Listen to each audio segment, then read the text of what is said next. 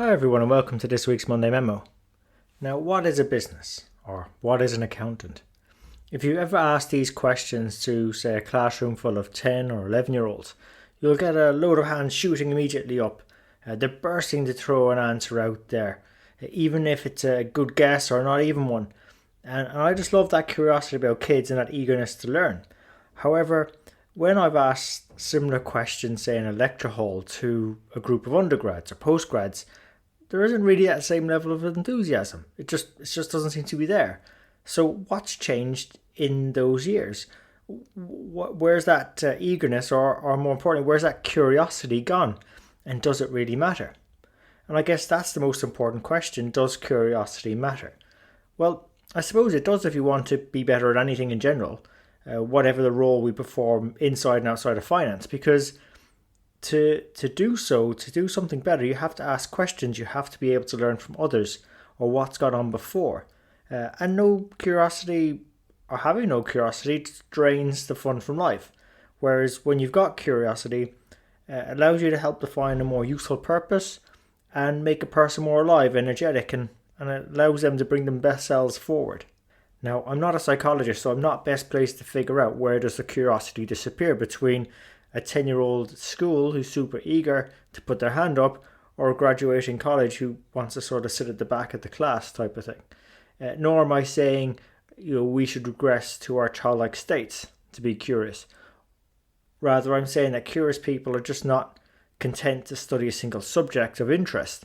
They're more interested about learning on a wide range of topics that fascinate them. Gives them a fresh perspective, allows them to find answers to problems that others might miss. Very useful skills in the future we're hurtling towards. Also, curious people ask lots of questions and are determined to identify common threads that exist maybe between conflicting topics.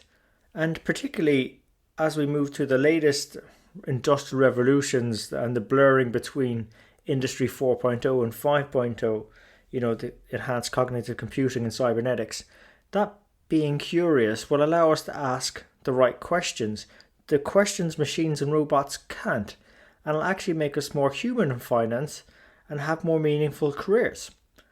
So if you'd like to boost your curiosity, there's a few tips I've picked up from others on the subject. The first one, it's a bit of an obvious one, is eliminate "I'm bored" from your vocabulary. The more you say you're bored, the more you're going to miss that opportunity to grow. If you look at something and find it boring, you're obviously not looking hard enough. So let's say if you're stuck in a doctor's or dentist's waiting room, you might be bored out your mind. So grab a magazine you might never thought you'd read otherwise, or read an article that might, pique your interest. Strike up a conversation with a stranger and ask them to tell you an interesting story. Watch the mannerisms of the other people in the waiting room and, just be fascinated by the things that they do that you're not really seeing anyone else do. And that leads on to the second point, which is do something different. Like in accounting and finance, there's a lot of checklists and standard operating procedures. And even where they don't exist, we tend to do things in the same way we've been doing forever without seemingly questioning them. And look, don't get me wrong, I love checklists, and it's part of our training, our DNA. However, for those of you that have heard my gorillas in the cage story, you'll know the concerns I have about not questioning why something exists. And these processes tend to be the ones that either get automated or eliminated by an external force. So if you don't want to start with a checklist, say at work, maybe ask yourself, why does the sky seem so blue? Or why can you use a tree to help you discover which direction north is in? Do you usually stick with, say, self-help or autobiography type books? Then read maybe a trashy romance novel or a comic book. Just, try something different. And the third piece of direction I've picked up is conquer fear. Because as the Irish novelist James Stephens said, curiosity will conquer fear more than bravery will. So curiosity being quite powerful, and most people will stick with this is the way we've always done things around here because they're just simply afraid to try something differently. Change can be a scary thing, particularly when we get used to a routine, and we've loads of them in finance, and we don't actually have to think about changing much or changing our approach.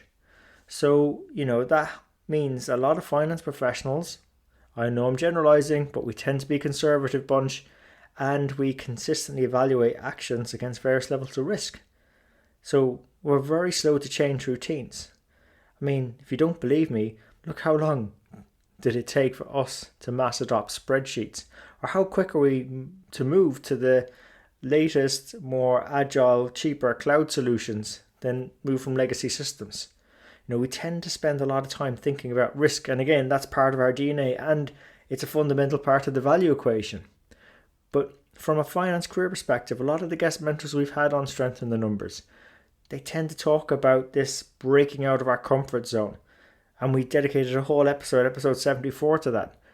And the more curious you are, the less afraid you're going to be in terms of breaking out of that comfort zone.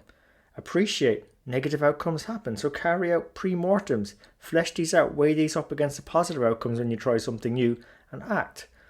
The question is the fear holding you back or something else in the numbers? And try and make it a data-driven decision rather than an irrational one. And even thinking about that, maybe we'll have a special in a few weeks on curiosity, so maybe we should do something there as well.